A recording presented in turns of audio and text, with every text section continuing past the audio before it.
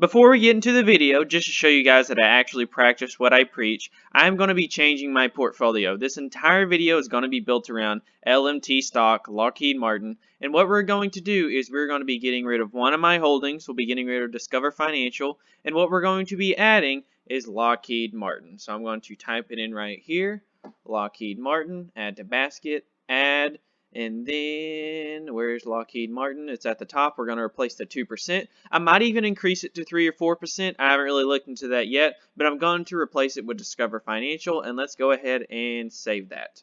Okay, so now as of this afternoon, we will be officially owning Lockheed Martin in the portfolio. And in this video, I wanted to go over all my reasons why I'm extremely bullish on this company. I've been looking over it a lot recently, and in my opinion, looking over all the financials, all the projections, all the management teams that this company has to offer, I think that this company has pretty good upside potential over the next couple of years. So in this video, if you want to know about Lockheed Martin and you're interested in investing in the company, I'll be going over a lot of different pieces of information here. So it's going to be a fun episode. Make sure to watch until the end so you can go over all this piece of data with me. But just to give a quick overview, what we're going to be going over in this video, I want to look at the last reported earnings that they just came out with, going over the massive $150.3 billion worth of backlog orders.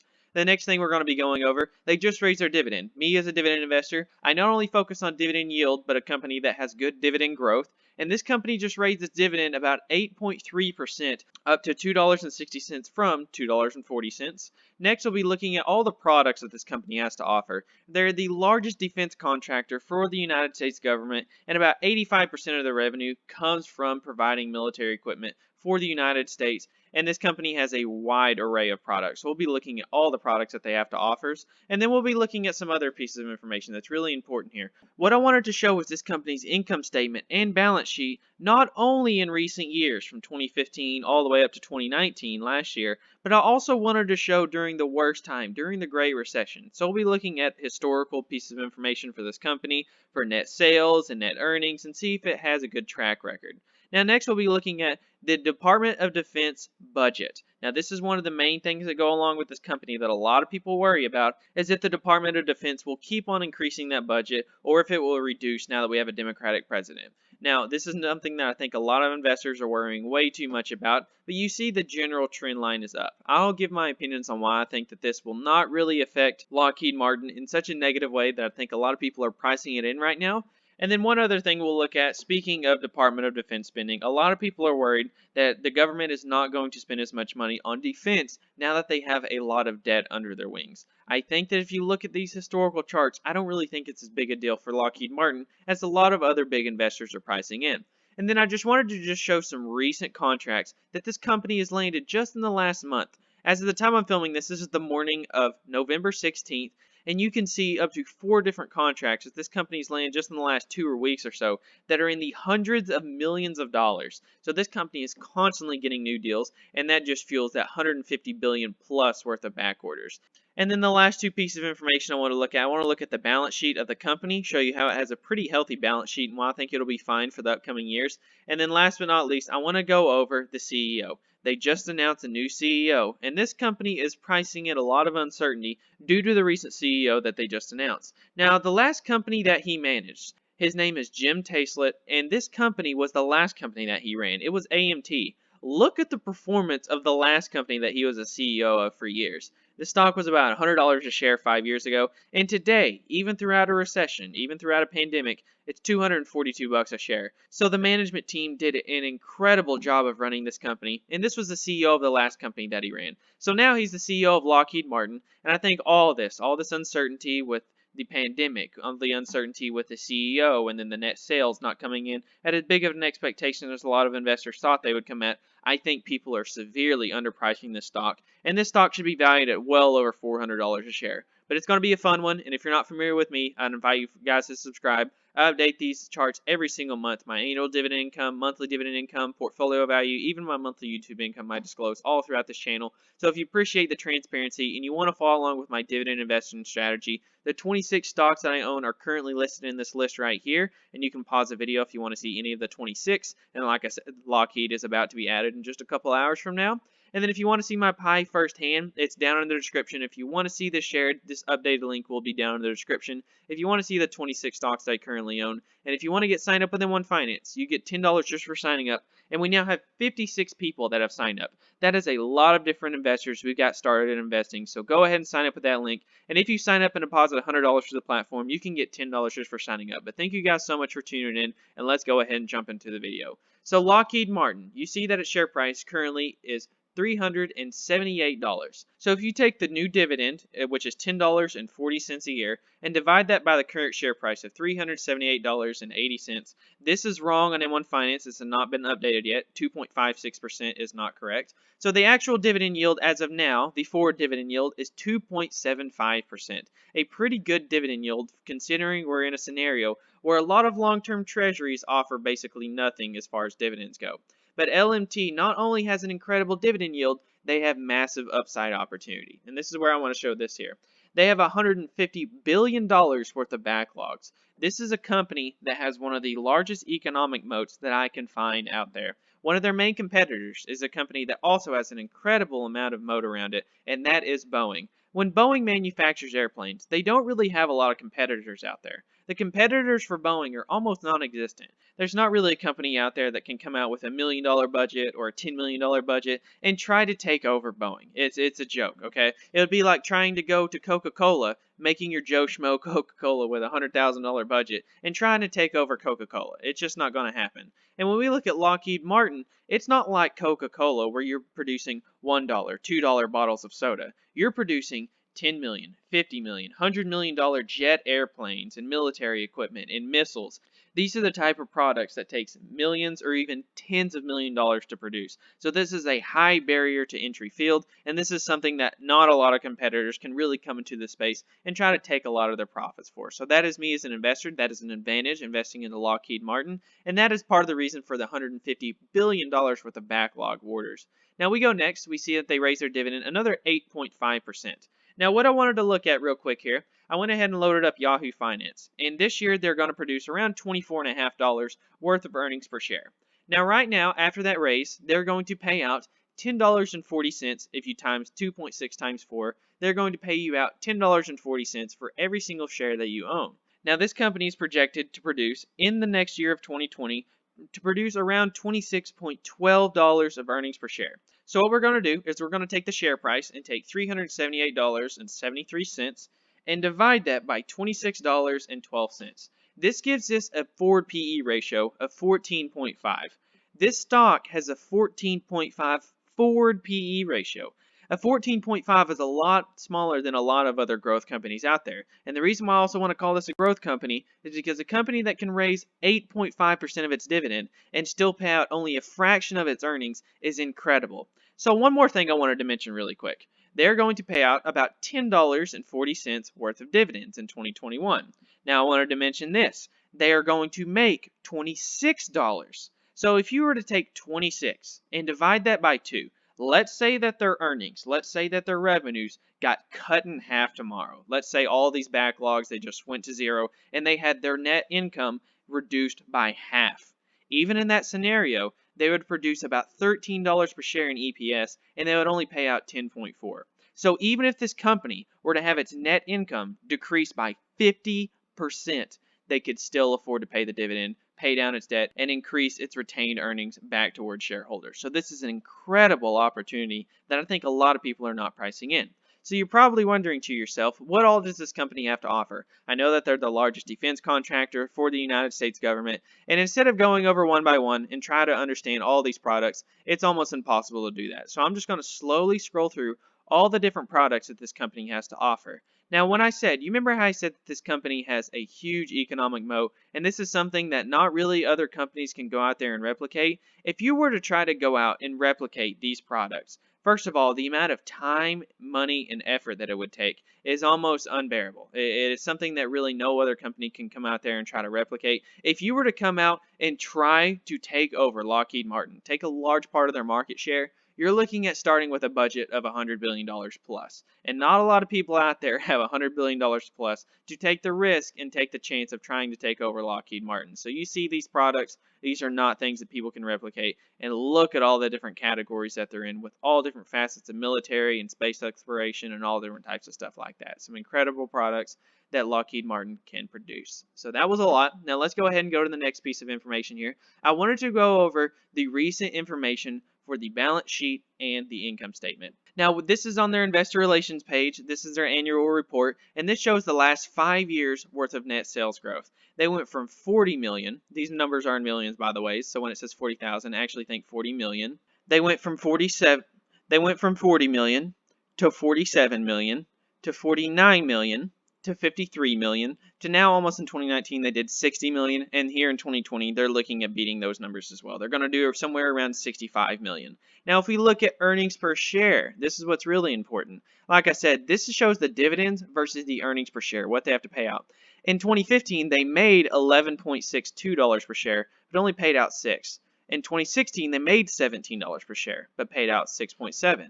If we look at 2017, they had one down year in 2017. They made 6.82 and then paid out 7.46. They rebounded just like clockwork the following year, went back to $17 a share and then paid out 8. And then the following year here in 2019, the most recent annual report, they made $22 in earnings per share, but only paid out $9 worth of dividends. So this company can easily cover the dividend, growing revenues quite nicely, and their net earnings, their net income, is a steady uptrend upwards, almost doubling over the last 5 years of 3.6 million up to 6.2 million. So incredible growth there. Now I know what you might be thinking, okay, what about historicals? If we look at the historical information for this company, it is not only great over the last 5 years, let's look over the last few decades. Let's go back to one of the worst economic times that this company has ever seen, that this country has ever seen. Let's go back to the financial crisis. Let's look at 2007 to 2011 numbers. I went back for their annual reports and looked to see if this company could still maintain its dividend, still grow revenues, even in the Great Recession. They produced $40 million in revenue in 2007, $41 million in 2008, $43 million in 2009, $45 million in 2010, and then $46.5 million in 2011. If we look at their net earnings, it did kind of stagnate because it was in a global recession, but the sales increased and the net earnings still stayed pretty relevant. They didn't really go down a whole lot. And if we look at their net earnings per share, it steadily increased. The reason that their net earnings decreased was because they lowered capex spending and instead focused on profitability, which is exactly what this company should do during hard economic times. If we look at their earnings per share, it still increased from 7.21 up to 7.9 and well outpaced what they were paying in dividends. The dividend over doubled over the course of the next 5 years from $1.47 up to $3.25. Easily covering the dividends that they're paying, and the balance sheet still held quite nicely even in the worst of recessions. Now let's go ahead and fast forward. I want to go ahead and go to that next because I wanted to focus on the balance sheet here. I got to the most recent quarter and I looked at the recent balance sheet that they just posted the other day. They have $3.5 billion in cash. Once again, these are in thousands. So $3.5 billion in cash with only 11.6 in long-term debt. So the long-term debt is only about 4 times higher than that, actually less than 4 times higher, about 3.5 times higher than that of cash and cash equivalents. It's not to any level to where the long-term debt is drowning this company. This company can pay off about a third of its long-term debt tomorrow if it wanted. It is not anything that is out of reach. And with the amount of backlog orders that this company has, that is no issue, the $11 billion worth of long-term debt there. Now let's go ahead and go a little bit further and let's look at the Department of Defense spending. And now this gets to the negatives of the company. This is why this company has not seen a whole lot of share price appreciation in 2020. Now this company is actually down recently over year in 2020. And part of the reasons for this, it has to do with one of the main reasons, the 2020 election. One of the big worries is that if a Democrat is in office, which now we recently found out that Joe Biden won the presidency, that the defense spending is going to go down. Now what I wanted to show is that the long-term trend for the Department of Defense is that this trend is a steady climb upwards. Not only as inflation increases, but overall we just need to protect more and more people in the country. The fear of war with global turmoil always on the radar for a lot of these big governments, including the United States.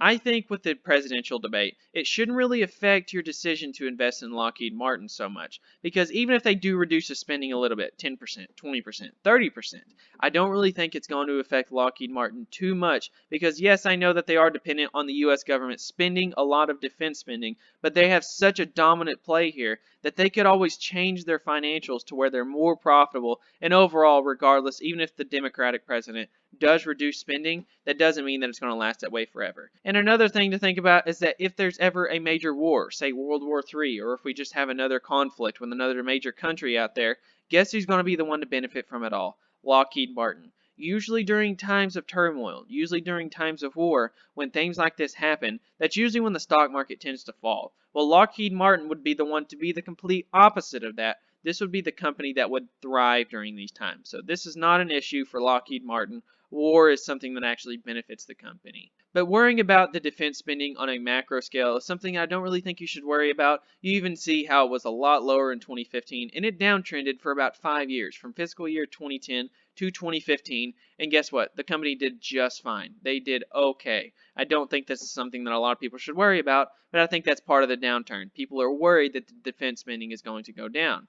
Now let's go to another picture here. A lot of people worry about, are they going to increase the defense spending when debt is at sky high levels? If we look at other times, comparing the national debt as a fraction of GDP, you see during other times, including World War II during the 1940s, this country had incredible levels of debt relative to the times that it was in. And we look at today, it is still extremely high, and even in 2009, 2010, when the debt level skyrocketed, this company still was able to produce massive amounts of profits, increase dividends every single year, and even increased revenues during a time when defense spending went down. So this is not something, once again, I would really worry about a whole lot too much. Now, if we look at recent deals, even here in 2020, this is just within the last 2 weeks or so. Like I said, it's November 16th, the time I'm filming this, and let's look, November 9th, 1 week ago today, $258 million Air Force contract that Lockheed Martin just secured.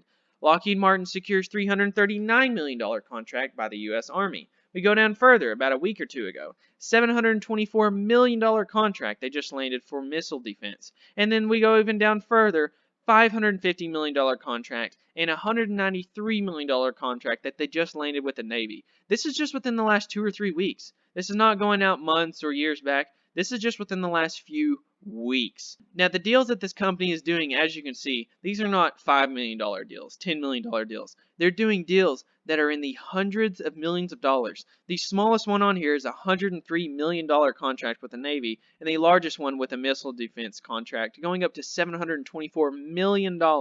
So this company has a backlog of orders, and it's not going to be stopping anytime soon. And then the last piece of information I wanted to go over is the CEO.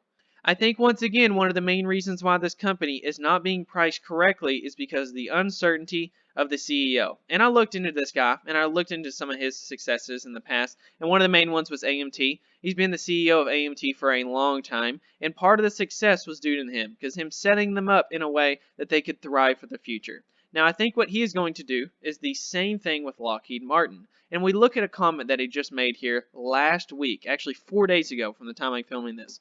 Our long-range plan, which goes out 3 years, it assumes a flattening defense budget, and we intend to continue to drive out sort of premier programs forward in that budget. We actually did a downside scenario. This is a planning exercise that demonstrated if priorities happen to change within that budget, that Lockheed Martin, it turns out we'll still be in pretty good shape based on our long-range plan. Now, if we look at this, the CEO just said that they are assuming a flattening defense budget. So even if the government does decrease its spending in defense, the CEO just came out and said that they're going to do pretty good. The words that he used was very good shape. And what's really assuring to me in this is that we look at the CEO is that he's not focused on 2020. He's not focused on 2021. He's looking 3-4 years out. He's looking at the long-term budget for not only the U.S. government, but looking at Lockheed Martin as a whole. What's really important as a CEO is having a CEO that is visionary. Not looking at someone that is not only focusing on today's numbers, but more importantly,